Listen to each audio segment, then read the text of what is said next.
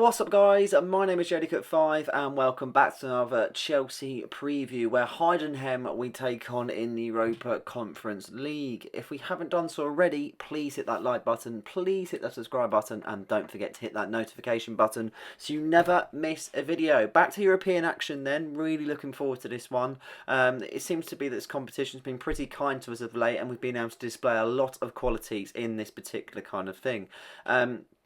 Heidenheim are a team that I'm not really too familiar with. The only things that I'm really kind of clear of at this moment in time is they are a Bundesliga side and they are a struggling side, which is very clear to see.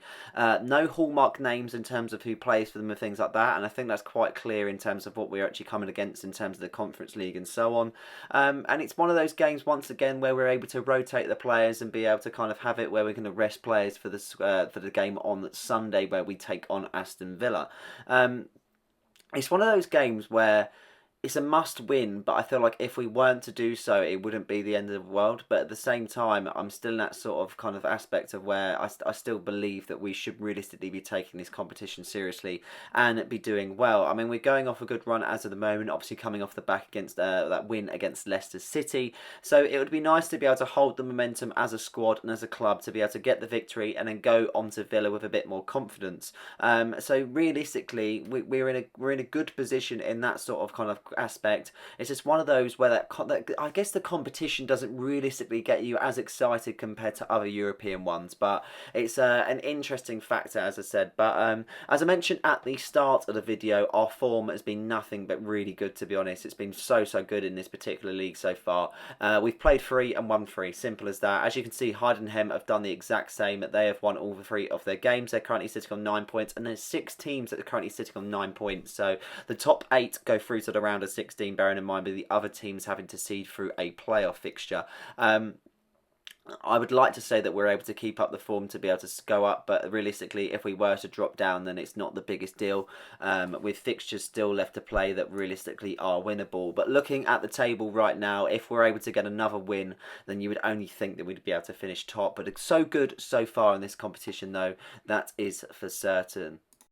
As I also mentioned, I'm not too clued up on this particular opposition that we are facing, but I did do some research. They're currently sitting 15th in the table in the Bundesliga. They've played 11 games, won 3, drew 1 and lost 7. Their current form is lost 1, drew 1 and then lost another 3 in the last 5. So they're not exactly going through the best of form as of late. I know they're in a stacked sort of league where they're coming out some really good teams, it has to be said, but you can realistically see the kind of differences between themselves in the Bundesliga that are quite down the pecking order. And for argument's sake, ourselves that's in the Premier League, where we're in a good position in third with only 1 point off of second and 8 off of first. So there is different contrast, that is for sure. But looking at the stats, looking at the team and everything else, you would only think they're there for the taking, but they're definitely going to play their A game against us. That is for sure. I feel like as soon as our name comes out, they will automatically want to play good. So I feel like it's going to be a tough test, and it's obviously going to have the fans against us and so on, being an away fixture. But at the same time, there's no reason why we shouldn't be able to get the job done, especially bearing in mind with their poor form as of late.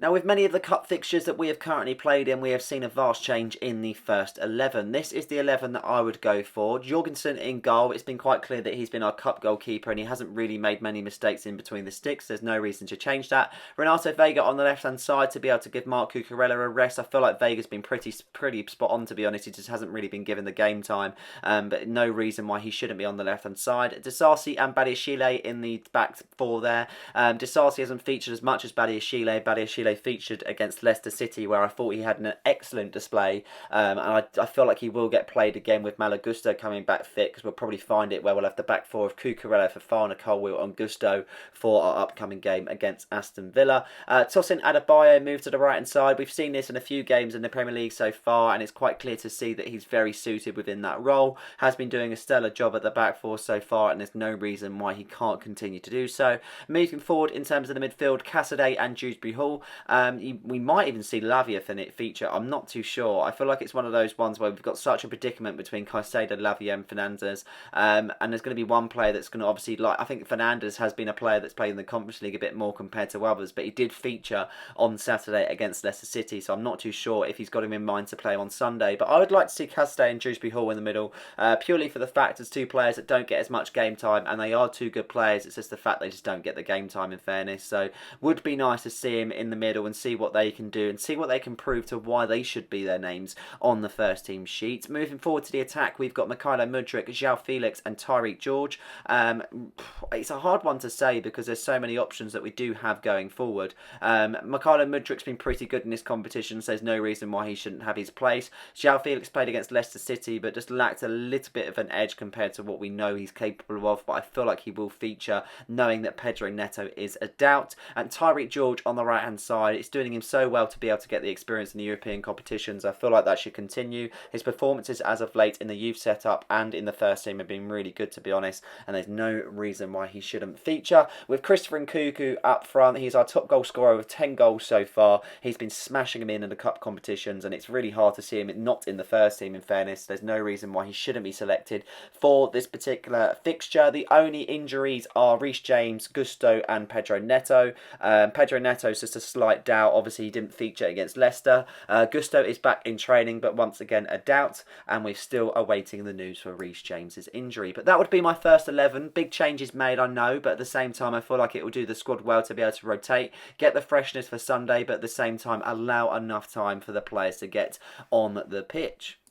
Lastly, before we end the video, I wanted to show you my score predictions. I'm going for a 3-2 Chelsea win. I don't think it's going to be anything pretty. I feel like it's going to probably be the toughest Conference League game that we've played so far, in fairness. I feel like we're going to be up against it. I feel like it's a game that they're going to want to win and they're going to want to prove to be able to build on form. But at the same time, I could be completely wrong, and I'm never right in my predictions in that way. But that is what I truly believe. I feel like there's going to be a fair few goals in this particular fixture. With the changes made, it's always kind of wary of leaking goals at the back, and I feel like that's been a common mistake of ours as of late. But at the same time, I'm full of confidence for us to get the win. There's no doubt about it, and it would be nice to be able to see us kind of go up the point tallies even more and extend our points up from 9 to 12. But that is it for this preview, just short and sweet. I will be watching the game on Thursday, so I'll be able to do a review, and that is it for this video. I hope you guys have enjoyed this one. Please like and subscribe for more content, and don't forget to hit that notification button so you never miss a video. Cheers.